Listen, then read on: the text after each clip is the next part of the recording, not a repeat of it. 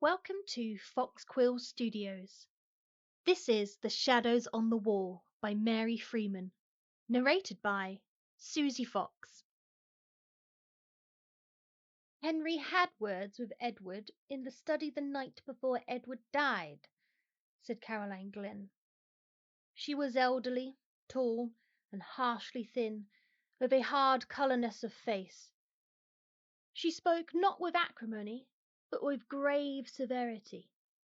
Rebecca Ann Glynn, younger, stouter, and rosier face between her crinkling puffs of grey hair, gasped by way of assent. She sat in a wide flounce of black silk in the corner of the sofa, and rolled terrified eyes for her sister Caroline to her sister Mrs. Stephen Bingham, who had been Emma Glynn, the one beauty of the family. She was beautiful still. With a large, splendid, full-blown beauty, she filled a great rocking chair with her superb bulk of femininity, and swayed gently back and forth, her black silks whispering and her black frills fluttering. Even the shock of death, for her brother Edward lay dead in the house, could not disturb her outward serenity of demeanour. She was grieved over the loss of her brother. He had been the youngest, and she had been fond of him, but never had Emma Bingham lost sight of her own importance amidst the waters of tribulation. She was always awake to the consciousness of her own stability in the midst of vicissitudes and the splendour of permanent bearing. But even her expression of masterly placidity changed before her sister Caroline's announcement and her sister Rebecca Ann's gasp of terror and distress in response. "I think Henry might have controlled his temper when poor Edward was so near his end," said she, with an asperity which disturbed slightly the roseate curves of her beautiful mouth. "Of course he did not know," murmured Rebecca Ann in a faint tone strangely out of keeping with her appearance. One involuntarily looked again to be sure that such a feeble pipe came from that full swelling chest. "Of course he did not know," said Caroline quickly. She turned on her sister with a strange sharp look of suspicion. "How could he have known it?" she said. Then she shrank, as if from the other's possible answer. "Of course, you and I both know he could not," she said conclusively. But her pale face was paler than it had been before. Rebecca gasped again. The married sister, Mrs. Emma Brigham, was now sitting straight up in her chair. She had ceased rocking, and was eyeing them both intently with a sudden accentuation of family likeness in her face. Given one common intensity of emotion, and similar lines showed forth, and the three sisters of one race were evident. "Do you mean?" she said impartially to them both. Then she, too, seemed to shrink before a possible answer. She even laughed, an evasive sort of laugh. "I guess you don't mean anything," she said. But her face wore still, and the expression of shrinking horror. "Nobody means anything," said Caroline.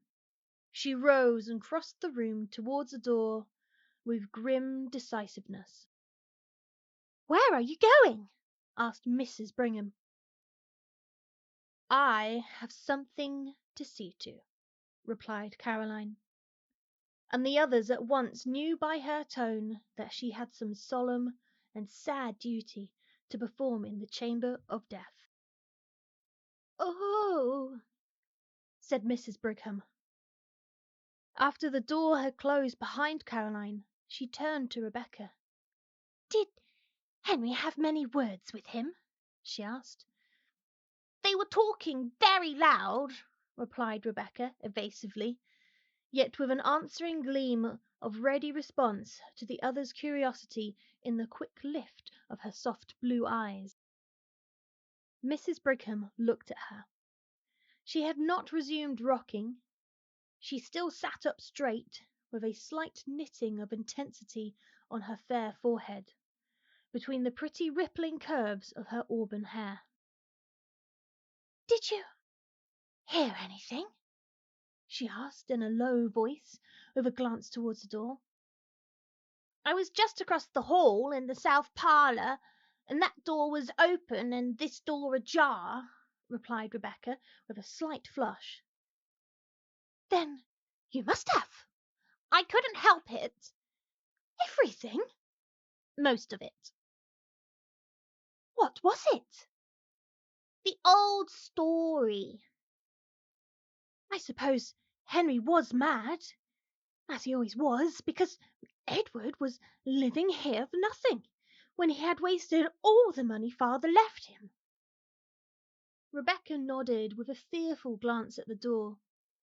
When Emma spoke again, her voice was still more hushed. "I know how he felt," she said.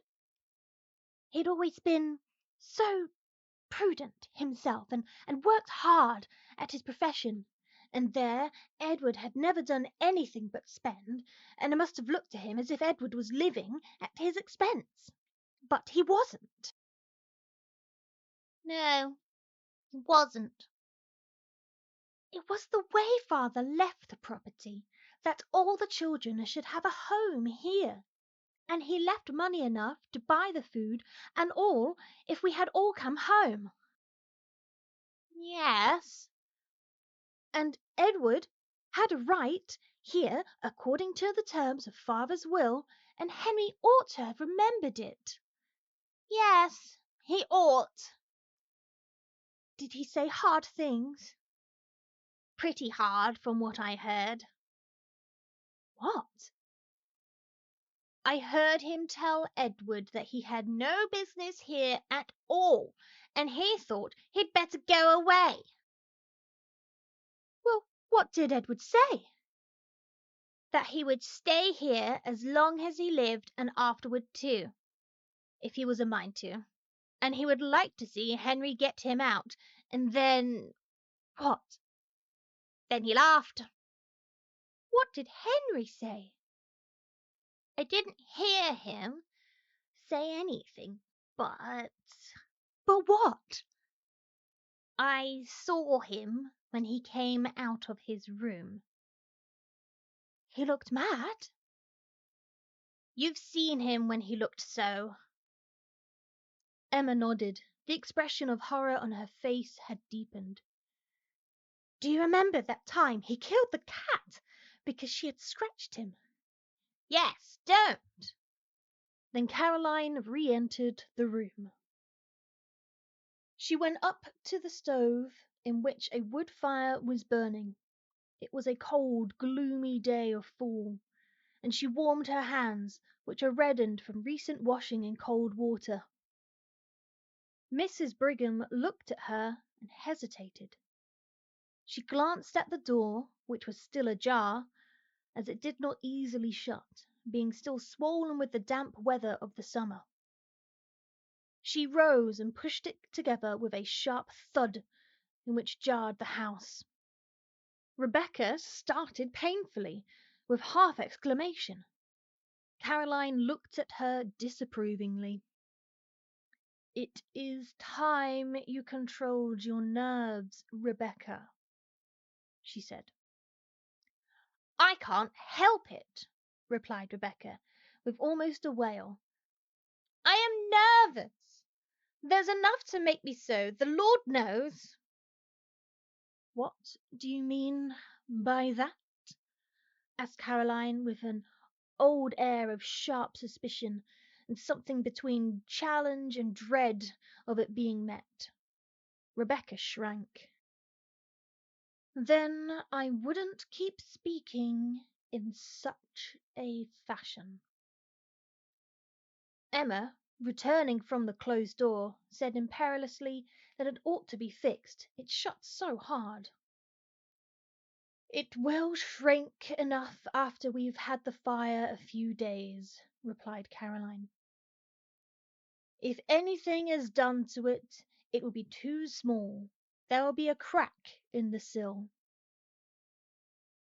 "I think Henry ought to be ashamed of himself for talking as he did to Edward," said Mrs. Bingham abruptly, but in almost an inaudible voice. "Hush!" said Caroline, with a glance of actual fear at the closed door. "Nobody can hear with the door shut." "He must have heard it shut, and well, I can say what I want before he comes down, and I'm not afraid of him." "I don't know who is afraid of him. What reason is there for anybody to be afraid of Henry?" demanded Caroline. Mrs. Brigham trembled before her sister's look. Rebecca gasped again. "There isn't any reason, of course. Why should there be?" "I wouldn't speak so then. Somebody might overhear you and think it was queer. Miranda Joy is in the south parlor sewing, you know." "I thought she went upstairs to stitch on the machine." "She did, but she has come down again." "Well, she can't hear." "I say again, I think Henry ought to be ashamed of himself. I shouldn't think he'd ever get over it, having words with poor Edward the very night before he died. Edward was enough sight better dispositioned than Henry, with all his faults. I always thought a great deal of poor Edward myself." Mrs. Brigham passed a large fluff of handkerchief across her eyes. Rebecca sobbed outright. "Rebecca," said Caroline admonishingly, keeping her mouth stiff and swallowing determinately. "I never heard him speak a cross word unless he spoke cross to Henry that last night. I don't know, but he did from what Rebecca overheard," said Emma. "Not so much cross as sort of soft and sweet and aggravating," sniffled Rebecca. "He never raised his voice," said Caroline. "But he had his way." "He had a right in this case."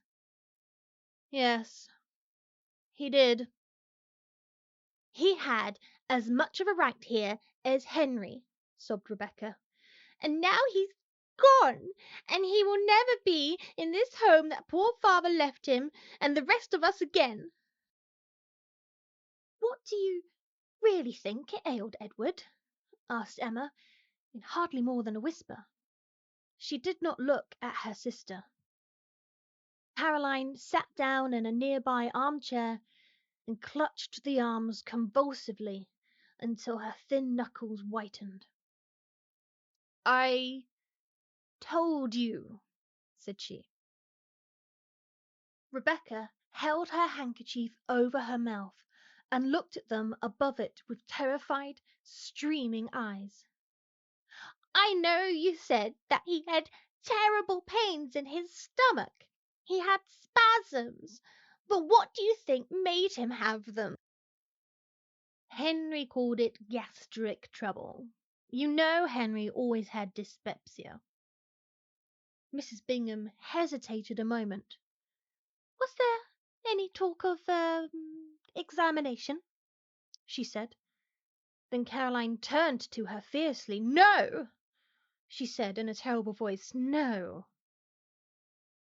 The three sisters' souls seemed to meet at one common ground of terrified understanding through their eyes. The old-fashioned latch of the door was heard to rattle, and a push from without made the door shake ineffectually. "It's Henry," Rebecca sighed, rather than whispered. Mrs. Brigham settled herself after a noiseless rush across the floor into her rocking chair again, and was swaying back and forth with her head comfortably leaning back, when the door at last yielded and Henry Glynn entered. He cast a covertly sharp, comprehensive glance at Mrs. Brigham with her elaborate calm, at Rebecca, quietly huddled in the corner of the sofa with her handkerchief to her face, and only one small reddened ear as attentive as a dog's uncovered, and revealing her alertness for his presence.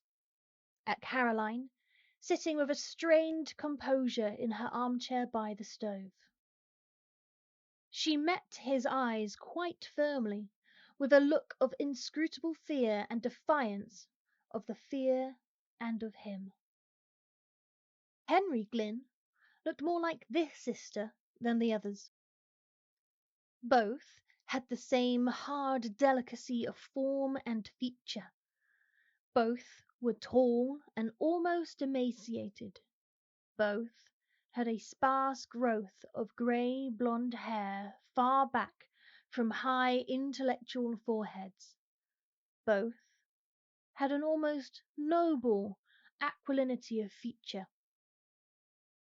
They confronted each other with the pitiless immovability of two statues in whose marble lineaments emotions were fixed for all eternity. Then Henry Glynn smiled, and the smile transformed his face. He looked suddenly years younger, and an almost boyish recklessness and irresolution appeared on his face. He flung himself into a chair with a gesture that was bewildering from its incongruity with his general appearance. He leaned his head back, flung one leg over the other, and looked laughingly at Mrs. Brigham. "I declare, Emma, you grow younger every year," he said. She flushed a little, and her placid mouth widened at the corners. She was susceptible to praise. "Our thoughts today ought to belong to the one of us who will never grow older," said Caroline in a hard voice. Henry looked at her, still smiling. "Of course, we none of us forget that," said he, in a deep, gentle voice. "But we have to speak to the living, Caroline. I have not seen Emma for a long time, and the living are as dear as the dead." "Not to me," said Caroline. She rose and went abruptly out of the room again. Rebecca also rose and hurried after her, sobbing loudly. Henry looked slowly after them. "Caroline is completely unstrung," said he. Mrs. Brigham rocked. A confidence in him inspired by his manner was stealing over her. Out of that confidence she spoke quite easily and naturally. "His death was very sudden," she said. Henry's eyelids quivered slightly, but his gaze was unswerving. "Yes," said he, "it was very sudden. He was sick only a few hours." "How did you call it?" "Gastric." "You did not think of an examination?" "There was no need. I am perfectly certain as to the cause of his death." Suddenly Mrs. Brigham felt a creep, as of some live horror over her very soul. Her flesh prickled with cold before an inflection of his voice. She rose, tottering on weak knees. "Where are you going?" asked Henry, in a strange, breathless voice. Mrs. Brigham said something incoherent about some sewing which she had to do, some black for the funeral, and was out of the room. She went up to the front chamber which she occupied. Caroline was there. She went close to her and took her hands, and the two sisters looked at each other. "Don't speak, don't! I won't have it!" said Caroline finally in an awful whisper. "I won't," said Emma.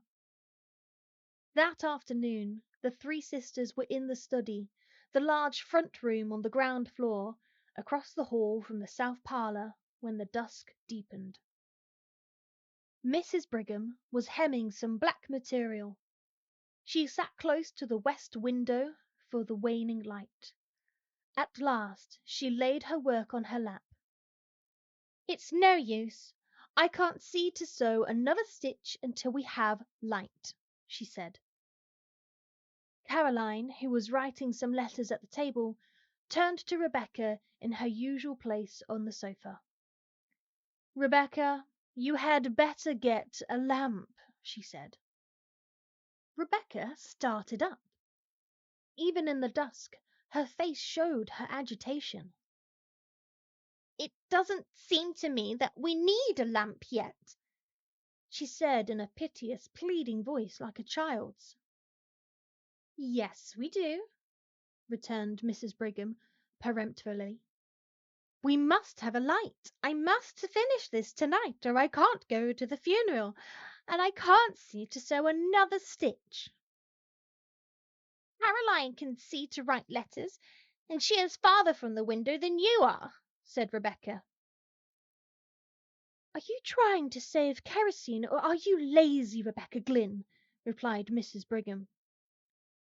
"I can go and get the light myself, but I have this work all in my lap." Caroline's pen stopped scratching.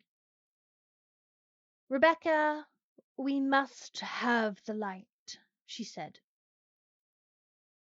"Had we better have it in here?" asked Rebecca weakly. "Of course. Why not?" cried Caroline sternly. "I am sure I don't want to make my sewing into the other room, where it's all cleaned up for tomorrow," said Mrs. Brigham. "Why, I never heard such a to-do about lighting a lamp." Rebecca rose and left the room.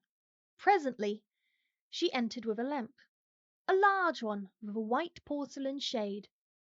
She set it on a table, an old-fashioned card table, which was placed against the opposite wall from the window. That wall was clear of bookcases and books, which are only on 3 sides of the room. The opposite wall was taken up with 3 doors, the one small space being occupied by the table. Above the table, on the old-fashioned paper, of a white satin gloss, traversed by an indeterminate green scroll, hung quite a high, small gilt and black-framed ivy miniature, taken in her girlhood, of the mother of the family. When the lamp was set on the table beneath it, the tiny pretty face painted on the ivory seemed to gleam out with a look of intelligence. "What have you put the lamp over there for?" asked Mrs. Brigham, with more of importance than her voice usually revealed. "Why didn't you set it in the hall and have done with it? Neither Caroline nor I can see if it's on that table."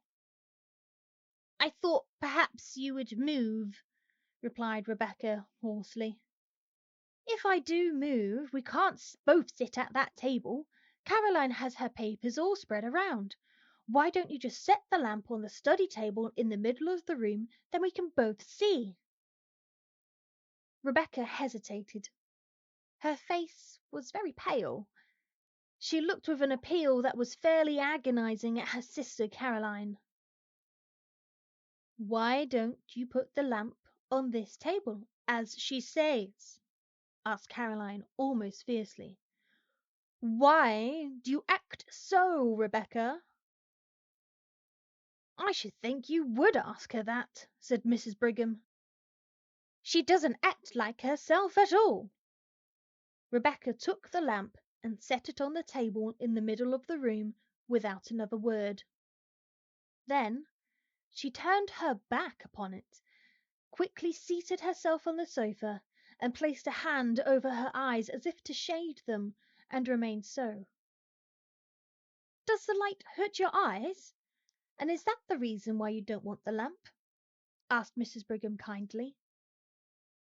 "I always like to sit in the dark," replied Rebecca chokingly. Then she snatched her handkerchief hastily from her pocket and began to weep. Caroline continued to write, Mrs. Brigham to sew. Suddenly, Mrs. Brigham, as she sewed, glanced at the opposite wall. The glance became a steady stare. She looked intently, her work suspended in her hands. Then she looked away again and took a few more stitches. Then she looked again and again turned to her task. At last she laid her work in her lap and stared concentratedly. She looked from the wall around the room, taking note of the various objects. She looked at the wall long and intently. Then she turned to her sisters. "What is that?" said she. "What?" asked Caroline harshly. Her pen scratched loudly across the paper. Rebecca gave one of her convulsive gasps. "That strange shadow on the wall," replied Mrs. Brigham. Rebecca sat with her face hidden.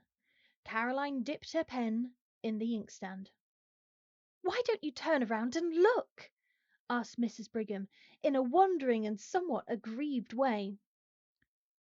"I am in a hurry to finish this letter if Mrs. Wilson Ebbett is going to get word in time to come to the funeral," replied Caroline shortly.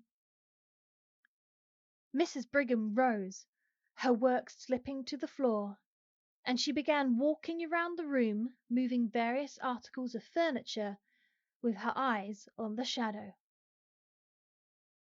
Then suddenly she shrieked out, "Look at this awful shadow! What is it? Caroline, look! Rebecca, look! What is it?" All of Mrs. Brigham's triumphant placidity was gone. Her handsome face was livid with horror. She stood stiffly, pointing at the shadow. "Look," she said, pointing her finger at it. "Look, what is it?" Then Rebecca burst out in a wild wail after a shuddering glance at the wall. "Oh, Caroline, there it is again! There it is again!" "Caroline Glynn, you look," said Mrs. Bingham. "Look, what is that dreadful shadow?" Caroline rose, turned, and stood confronting the wall. "How should I know?" she said. "It's been there every night since he died," cried Rebecca. "Every night?" "Yes. He died Thursday, and this is Saturday, which makes 3 nights," said Caroline rigidly. She stood as if holding herself calm with a vice of concentrated will. "It it looks like," stammered Mrs. Brigham, in a tone of intense horror. "I know what it looks like well enough," said Caroline. "I've got eyes in my head." "It looks like Edward," burst out Rebecca, in a sort of frenzy of fear. "Only—" "Yes, it does," assented Mrs. Brigham, whose horror-stricken tone matched her sister's. "Oh, it's awful. What is it, Caroline?" "I ask you again, how should I know?" replied Caroline. "I see it there like you. How should I know any more than you?" "It must be something in the room," said Mrs. Brigham, staring wildly around. "We moved everything in the room the first night it came," said Rebecca. "It's not anything in the room." Caroline turned upon her with a sort of fury. "Of course it is something in the room," she said. "How you act! What do you mean by talking so? Of course it is something in the room." "Of course it is," agreed Mrs. Brigham, looking at Caroline suspiciously. "Of course it must be. It is only a coincidence. It just happens so. Perhaps it is that fold in the window curtain that makes it. It must be something in the room." "It's not anything in the room," repeated Rebecca with obstinate horror. The door opened suddenly, and Henry Glynn entered. He began to speak, then his eyes followed the direction of the others. He stood stock still, staring at the shadow on the wall. It was life-size, and stretched across the white parallelogram of the door, half across the wall space on which the picture hung. "What is that?"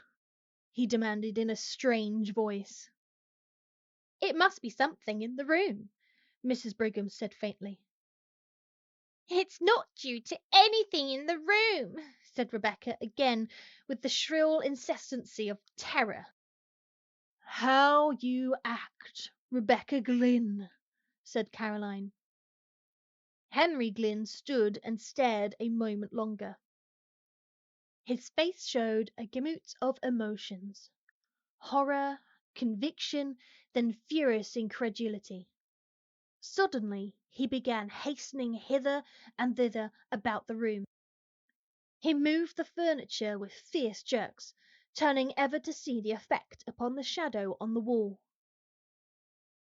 Not a line of its terrible outlines wavered. "It must be something in the room," he declared, in a voice which seemed to snap like a leash. His face changed. The inmost secrecy of his nature seemed evident until one almost lost sight of his lineaments. Rebecca stood close to her sofa, regarding him with woeful, fascinated eyes. Mrs. Brigham clutched Caroline's hand. They both stood in a corner out of his way. For a few moments he raged about the room like a caged wild animal. He moved every piece of furniture. When the moving of a piece did not affect the shadow, he flung it to the floor, his sisters watching. Then, suddenly, he desisted. He laughed and began straightening the furniture which he had flung down. "What an absurdity!" he said easily. "Such a to-do about a shadow!" "That's so," assented Mrs. Brigham, in a scared voice which she tried to make natural. As she spoke, she lifted a chair near her. "I think you have broken the chair that Edward was so fond of," said Caroline. Terror and wrath were struggling for expression on her face. Her mouth was set, her eyes shrinking. Henry lifted the chair with a show of anxiety. Just as good as ever," he said pleasantly. He laughed again, looking at his sisters. "Did I scare you?" he said. "I should think you might be used to me by this time. You know my way of wanting to leap to the bottom of a mystery. And that shadow does look queer, and I thought if there was any way of accounting for it, I would like to, without any delay."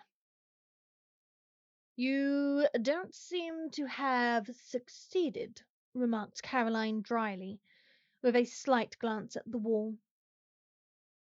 Henry's eyes followed hers, and he quivered perceptibly. "Oh, there's no accounting for shadows," he said, and he laughed again. "A man is a fool to try to account for the shadows." And the supper bell rang, and they all left the room. But Henry kept his back to the wall, as did, indeed, the others. Mrs. Brigham pressed close to Caroline as she crossed the hall. "He looked like a demon," she breathed in her ear. Henry led the way with an alert motion like a boy. Rebecca brought up the rear, but could scarcely walk, her knees trembled so. "I can't sit in that room again this evening," she cried to Caroline after supper. "Very well, we will sit in the south room," replied Caroline. "I think we'll sit in the south parlour," she said aloud. "It isn't as damp as the study, and I have a cold." So they all sat in the south room with their sewing. Henry read the newspaper, his chair drawn close to the lamp on the table. About 9 o'clock he rose abruptly and crossed to the hall of the study. The three sisters looked at one another. Mrs. Brigham rose, folded her rustling skirts compactly around her, and began tiptoeing towards the door. "What are you going to do?" inquired Rebecca agitatedly. "I'm going to see what he is about," replied Mrs. Brigham cautiously. She pointed as she spoke to the study door across the hall. It was ajar. Henry had striven to pull it together behind him, but had somehow swollen beyond the limit with curious speed. It was still ajar, and a streak of light showed from top to bottom. The hall lamp was not lit. "You had better stay where you are," said Caroline with guarded sharpness. "I'm going to see," repeated Mrs. Brigham firmly. Then she folded her skirt so tightly that her bulk with its swelling curves was revealed in the black silk sheath, and she went with a slow toddle across the hall to the study door. She stood there, her eye at the crack. In the south room, Rebecca stopped sewing and sat watching with dilated eyes. Caroline sewed steadily. What Mrs. Brigham, standing at the crack in the study door, saw was this. Henry Glynn, evidently reasoning that the source of the strange shadow must be between the table on which the lamp stood, was making systematic passes and thrusts all over and through the intervening space with an old sword which had belonged to his father. Not an inch was left unpierced. He seemed to have divided the space into mathematical sections. He brandished the sword with a sort of cold fury and calculation. The blade gave out flashes of light. The shadow remained unmoved. Mrs. Brigham, watching, felt herself cold with horror. Finally, Henry ceased and stood with the sword in hand and raised as if to strike, surveying the shadow on the wall threateningly. Mrs. Brigham toddled back across the hall and shut the south room door behind her before she related what she had seen. "It looked like a demon," she said again. "Have you got any of that old wine in this house, Caroline? I don't feel as if I could stand much more." Indeed, she looked overcome. Her handsome, placid face was worn and strained and pale. "Yes, there's plenty," said Caroline. "You can have some when you go to bed." "I think we had all better take some," said Mrs. Brigham. "Oh, my God, Caroline, what—" "Don't ask and don't speak," said Caroline. "No, I'm not going to," replied Mrs. Brigham, "but—" Rebecca moaned aloud. "What are you doing that for?" asked Caroline harshly. "Poor Edward!" returned Rebecca. "That is all you have to groan for?" said Caroline. "There's nothing else?" "I'm going to bed," said Mrs. Brigham. "I shan't be able to be at the funeral if I don't." Soon the three sisters went to their chambers, and the south parlor was deserted. Caroline called to Henry in the study to put out the light before he came upstairs. They had been gone about an hour when he came up into the room, bringing the lamp which had stood in the study. He set it on the table and waited a few minutes, pacing up and down. His face was terrible. His fair complexion showed livid. His blue eyes seemed dark blanks of awful reflections. Then he took the lamp up and returned to the library. He set the lamp on the center table, and the shadow sprang out on the wall. Again he studied the furniture and moved it about, but deliberately, with none of his former frenzy. Nothing affected the shadow. Then he returned to the south room with the lamp and again waited. Again he returned to the study and placed the lamp on the table, and the shadow sprang out upon a wall. It was midnight before he went upstairs. Mrs. Brigham and the other sisters, who could not sleep, heard him. The next day was the funeral. That evening the family sat in the south room. Some relatives were with them. Nobody entered the study until Henry carried a lamp in there after the others had retired for the night. He saw again the shadow on the wall leap to an awful life before the light. The next morning, at breakfast, Henry Glynn announced that he had to go to the city for 3 days. The sisters looked at him with surprise. He very seldom left home, and just now his practice had been neglected on account of Edward's death. He was a physician. "How can you leave your patients now?" asked Mrs. Brigham wonderingly. "I don't know how I'll do, but there is no other way," replied Henry easily. "I've had a telegram from Dr. Mitford."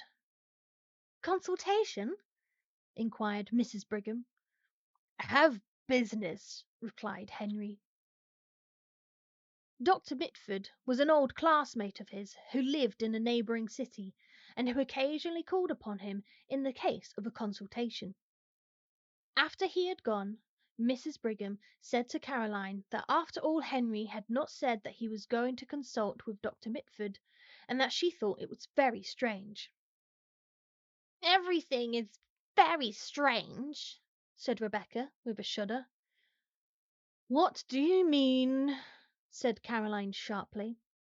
"Nothing," replied Rebecca. Nobody entered the library that day, nor the next, nor the next. The third day Henry was expected home, but he did not arrive, and the last train from the city had come. "I call it pretty queer work," said Mrs. Brigham. "The idea of a doctor leaving his patients for 3 days, anyhow, at such a time as this. And I know he was some very sick ones. He said so, and the idea of a consultation lasting 3 days. There is no sense in it, and now he has not come. I don't understand it, for my part." "I don't either," said Rebecca. They were all in the south parlour. There was no light in the study opposite, and the door was ajar. Presently Mrs. Brigham rose. She could not have told why. Something seemed to impel her, some will outside her own.